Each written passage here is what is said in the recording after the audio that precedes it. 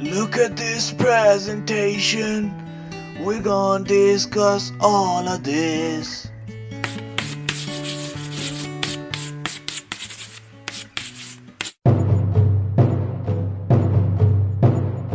Well, hello there. We meet again. Okay, so you might question the choice of title that I chose to represent this era, but I have my reasons. This era is most likely referred to as the Pre-Kievan era because it bridged ancient cultures of the Ukrainian lands with the early medieval Slavic world, setting the stage for the rise of Kyivan Rus. Now, this era is further subdivided into different time periods. As you can see in this picture, we have the Pre-Kievan era further subdivided into the early Pre-Kievan period and the late Pre-Kievan period. And we're going to discuss all of this in detail further in the video. So,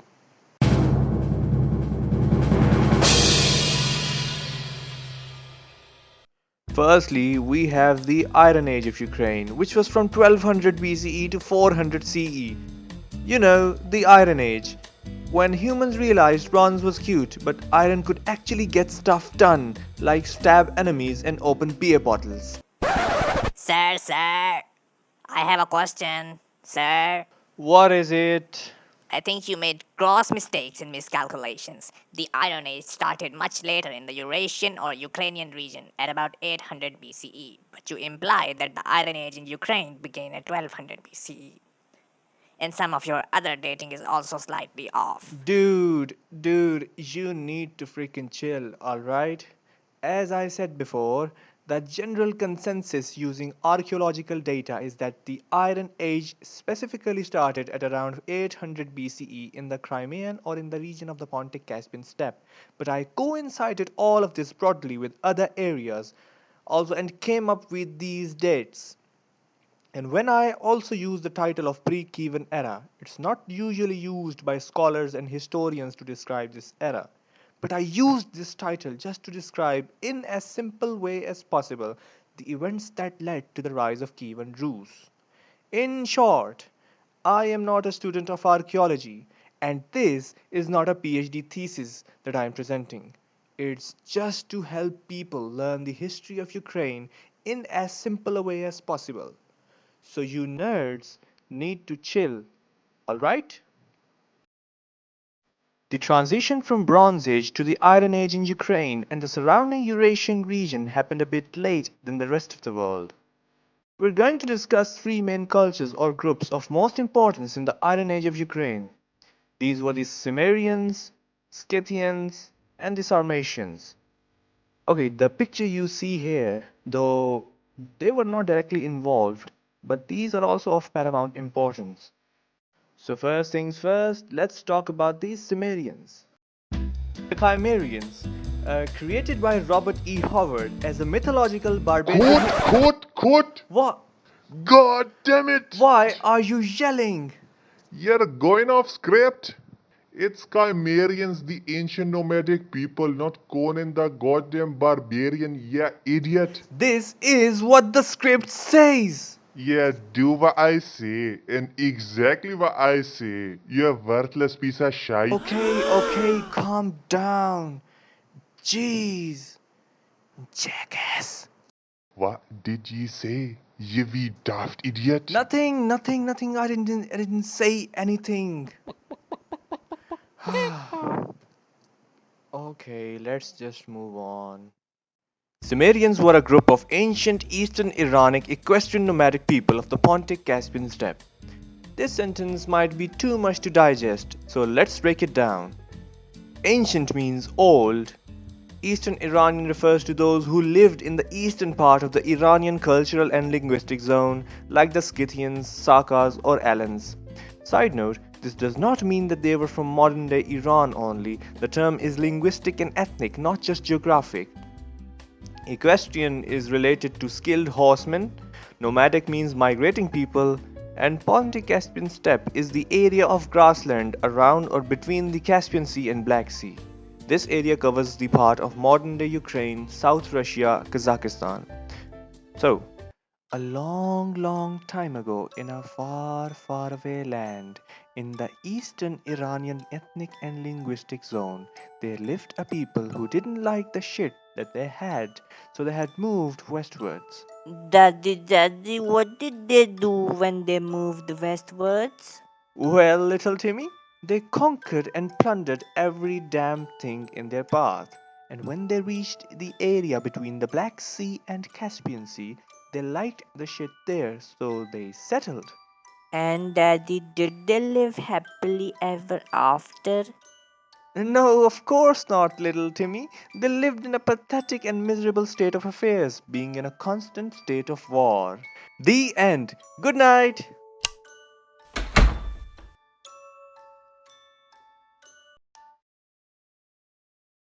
Now, the Cimmerians were pretty mysterious, that they had no written record about themselves, and the only source we have to know about them comes from the Akkadian cuneiform texts from Mesopotamia, Greco-Roman sources like the Homer's Odyssey and Herodotus, archaeological data from the Pontic Caspian steppes, Caucasia, and West Asia. According to the classical and archaeological sources on the origins of the Cimmerians, it is widely believed that the Cimmerians originated from Central Asia and then migrated to the Pontic Caspian steppe.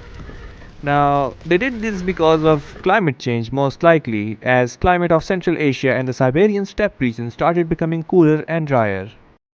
As I already told you, the Cimmerians migrated from the Central Asian region to the area of the Pontic steppe, and this was part of a larger migration as other Iranic nomads such as the Scythians, Sarmatians, and Sarmatians would later follow.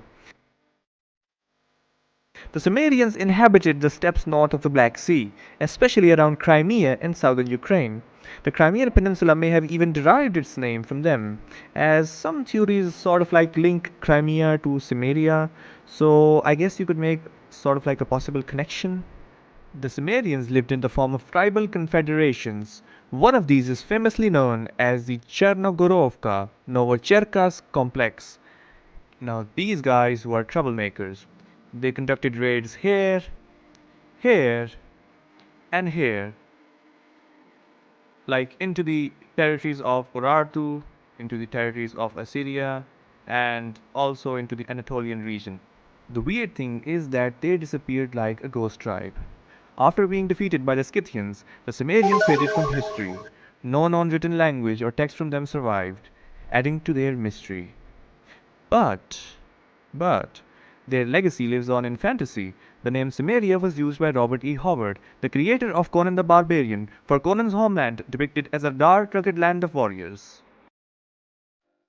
As you probably know, the Scythians defeated the Cimmerians, and after that they became the dominant entity. Now, ladies and gentlemen, history lovers and curious minds, tonight we turn the dial all the way back to the 5th century BC. Joining us is a man who didn't just write history, he practically invented it. The great Greek chronicler of ancient times and wild frontiers. He's traveled through Egypt, Persia, and the edge of the known world. And now, he's here to take us deep into the wind-swept steppes of Eurasia. He's a historian, a traveler, a writer, and a scholar. But most importantly, he's my good friend, my homie, a brother from another mother. Please welcome Herodotus of Halicarnassus. Well, thank you so much for having me. It's an honor for me to be on this podcast. To start the discussion of the Scythians, one should know that they were pretty similar to the Cimmerians. Some people speculate that maybe Cimmerians and Scythians were the same folks, but modern archaeological discovery and historical records show that both of them were distinct. And the Scythians were also an Indo-Iranian group who replaced the Cimmerians who ruled the steppes. So I can see why some people would probably make that connection that the Cimmerians and Scythians were the same. In short, if I was to describe the Scythians, they were probably Cimmerians on steroids. More skilled horsemen, more powerful, and probably more brutal. I'm sorry. I'm really old. I'm like thousands of years old. No, it's okay, I understand. Here you can see the extent of the Scythian kingdom in West Asia and now the maximum extent of the Scythian kingdom in the Pontic steppe. So let me get this straight. The Scythians replaced the Cimmerians and then ruled the areas of the Pontic steppe and West Asia. And I've also heard that they had skirmishes and they had beef with Darius I of the Achaemenid Empire. Is it true? Hello? Yes, that's true. Hey, can you take over? I gotta go to the bathroom. Where is it? I gotta take a leak. Yeah, of course. When you step out of the room, you're going to see on your left hand side, you're going to see like another door, and that's the bathroom. Okay, let's continue. So, the Scythians, there's a fun fact about the Scythians that they loved gold, and I mean they really loved gold. They made gold idols, ornaments, belt, artifacts, symbolic weapons, figurines, burial mounds, jewelry, comb, coin, this stuff and this stuff. You get the idea. And on top of that, the Scythians were high, like stoned out of their goddamn minds high. They used cannabis for spiritual purposes, healing purposes, and other purposes. So, you see, the Scythians partied hard, and as is with all good parties, this one also came to an end. The Scythians eventually declined due to invasions by the surrounding powers, and were pushed out of their lands in the 2nd century BCE. The decline of the Scythians was a gradual process over a period of decades and even centuries.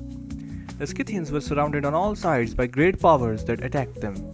This included attacks by the Achaemenid Persian Empire under King Darius I, King Philip II and Alexander the Great of Macedon, raids and attacks by local tribes in Eastern Europe. This weakened the Scythians, who eventually got replaced by the Sarmatians, who were also an Indo-Iranian group. They also lost control over key trade routes, weakening their economic power. Some Scythian groups settled permanently, losing their nomadic military advantage. And on top of that, the rise of the Greek and Roman influence in the Black Sea region further marginalized them. Over time, they became fragmented and were either absorbed or displaced by other powers. Only small remnants survived in Crimea before fading from history. Hey man, I'm back. Hey, could you plug my book now? I think I need to go home. I'm tired. Could you plug my book? Yes, of course. Okay, so the listeners who are interested, for more details on the Scythians, be sure to check out his book, Histories. Got some other cool stories in there too. If you just want to read about the Scythians, it's in book 4, also known as the Melpomene book. The Sarmatians kinda replaced the Scythians, but they weren't really a unified group, but rather consisted of different groups of Iranian nomads. And then eventually the Sarmatians got absorbed into other invading groups.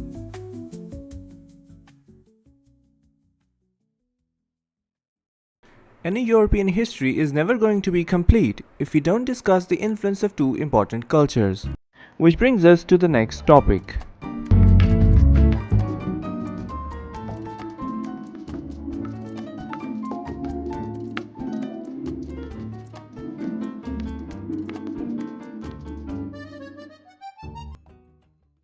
Till now, we have been talking about the sequence of events in succession, that is, one coming after the other, but now we are going to switch our approach for a better understanding. Now, even though we first discussed the Iron Age of Ukraine, and now we are going to discuss Greek and Roman influences on Ukrainian lands, it doesn't mean that the Greek and Roman cultures came after these, but rather they overlapped with each other, especially the Scythians and other Iron Age cultures. Firstly, we're going to talk about the Greek colonization. To better understand this, let's delve a bit into the different periods in Greek history. First of all, we have the Archaic period. Now, this period is the period after the Greek Dark Ages, where we observed that the Greek city-states started to form. At this time, Greek colonists founded Olbia on the southern Bug estuary in 7th century BCE. Other major colonies also formed shortly after, namely Tyras, Pentacapium, Phanagoria and Chersonesus. The Classical period. During the Classical period, cities like Olbia reached their peak prosperity, exporting grain, fish and slaves to mainland Greece. and even the Scythian rulers sometimes became Hellenistic patrons of these polis. Don't get confused, polis was a term to describe the Greek city-states along the Black Sea. The Hellenistic period. After Alexander's conquests, Greek culture deepened and an explosion of Greek cultural influence took place. Coinage, architecture, and art remained thoroughly Greek. And during this time, the city-states really flourished. But due to many confounding factors, the city-states eventually declined, but the effect of the Greek culture was so profound that its mark is still present to this day, observed commonly in the southern parts of Ukraine. Roman influence on Ukraine primarily occurred between the 1st century BCE and the 4th to 5th century CE, particularly in the southern regions along the Black Sea. The Bosporan kingdom, a Greco-Scythian state, became a Roman client kingdom serving as a buffer against nomadic tribes. Romans established military outposts, forts, and trade routes in the region, facilitating cultural and economic exchanges. Roman goods such as wine and pottery circulated, while local tribes adopted Roman military tactics and cultural practices. The Sarmatians and other tribes also interacted with the Romans, sometimes as mercenaries. Roman architecture, trade, and legal ideas left a lasting legacy in the region, even after the decline of Roman control in the 4th century CE. So, here's what you need to remember. The Iron Age is mainly marked by the presence of the Cimmerians, Scythians, Sarmatians, which can be said to comprise the last stage of prehistory and proto-history in the region. After which came the Antiquity period or Classical Antiquity period, in which we find a lot of Greek and Roman sources about the history of Ukraine at that time. I know, there is a lot of confusion and a lot of overlapping that is happening, but I'll try to keep it as simple as possible, okay?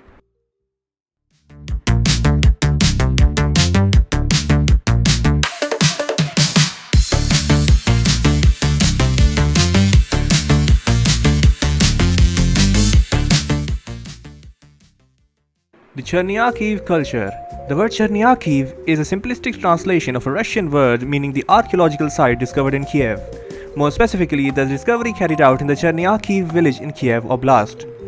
The Chernyakhiv culture, which existed from 2nd century to 5th century CE, was considered a key transition point in the Pre-Kievan Rus era, encompassing the areas of modern-day central Ukraine, especially around the middle Dnieper River Valley, extending throughout the Kiev Oblast, Cherkasy Oblast, Vinnytsia Oblast, Kirovohrad Oblast, Poltava Oblast, Zhytomyr Oblast, Dnipropetrovsk Oblast, and some areas of Moldova, especially in the north and central regions, and some areas of Romania, especially in north like Bukovina and northern Wallachia, and the southern areas of Belarus, mostly in the regions near the Ukrainian border, and some areas of Poland, especially in the east. There was some minor spread here. Pathetic, so pathetic. You filthy man. You butchered the entire pronunciation. Who are you supposed to be? Well, I'm the grammar Nazi. But I gave the disclaimer in the beginning. So what? You think it gives you a clean check? Unfreaking believable. Okay. I'll try my best. So the Chernyakhiv cultural territories were marked by the arrival of the Goths. No. Not these Goths. These Goths. Oh, would someone shut this fucking music off? God damn it! Who was it? But boss, I thought the music would look cool. You know, we were talking about the Goths, and I thought the music would look really cool. You know, the electric EDM house music. You're fired. Pack your shit. Get out. It's gonna take a while if we go into all the details, but briefly, the Goths were a Germanic people, and according to historical traditions, they probably originated in Scandinavia or Skansa, more specifically southern Sweden or Gotland. This is Sweden's largest island, from where they might have migrated to Goteskansa near the Vistula Delta in Poland under King Beric. Pressure from other tribes or even from the climate itself may have pushed them in the southeast direction, where they moved through Poland and Ukraine, reaching the Pontic steppe by the early 3rd century. Eventually they arrived at the territories of the Chernyakhiv culture, which was already a multi-ethnic mix of Dacians, Romanized or free tribes, remnants of the Dacian kingdom. Sarmatians, they were Iranian nomads dominant in the steppe. We've already discussed about them. The early Slavs, they were Proto-Slavic groups, possibly the Antes or Sclavini, and Romanized populations near the Danube frontier. The Goths did not replace these groups, but became a ruling elite, blending with them. The Goths achieved this status due to the military and political power they exercised in the region. They mainly conducted raids into Roman territories, controlled major trade routes in the area, and organized multiple tribes under a hegemonic confederation rather than a centralized state. And by the mid-4th century, the Goths reached their peak under King Ermaneric. Jordanes calls him the ruler of a vast empire. His realm supposedly stretched from the Baltic to the Black Sea, covering much of the Chernyakhiv zone. And then came the Huns, storming through village after village, desecrating everything in their path, and eventually making their way to the Chernyakhiv territories, where they destroyed the Gothic dominance, crushing Ermaneric's kingdom to dust, causing a westward migration of the Goths, who then established in the west in different groups. The displacement of the Goths triggered a domino effect across Europe, unraveling old powers and forging new kingdoms. As ancient Rome crumbled, a new world of shifting alliances and emerging identities took root. This collapse paved the way to the early medieval culture, which we are eventually going to discuss. As I have said, triggered by the arrival of new steppe powers like the Huns, the Great Migration period, also called the Völkerwanderung in German, was a massive movement of peoples across Europe from the 4th to 6th century. This wave destabilized existing tribal orders and pushed Germanic and other groups into Roman and Byzantine lands. The westward migration into the Roman lands further triggered the collapse of the Western Roman Empire, which is also known as the sacking of Rome, which we're not going to discuss now because it's going to take us on a tangent, but it's important if you're going to study the history of Roman Empire. So, Goths were responsible for the collapse of the Roman Empire. But now we have to study the history of Ukraine, so we're not going to go there. Let's come back to the Pontic steppe. After conquering the Goths and Alans, the Huns established control over the Pontic steppe, including vast parts of modern-day Ukraine. The Hunnic Empire under Attila became a superpower, ruling over a patchwork of subjects, including many former Gothic and Sarmatian tribes. The Ukrainian steppe was one of the core zones of this empire, a launchpad for raids into Europe. And then Attila died. After Attila's death, the Huns quickly lost control. The former allies and vassals, mainly the Germanic tribes, rebelled and defeated the Huns. The Pontic steppe descended into political fragmentation once again. This can be unofficially and informally called as the time of Ukrainian Dark Ages, as there was widespread chaos and no centralized power structure existed. The disintegration of Hunnic Empire and the migration of Germanic tribes westward left a void and a power vacuum in the region, which gave way for new groups and tribes to move into the area. And this brings us to the most important group of these that we're going to discuss.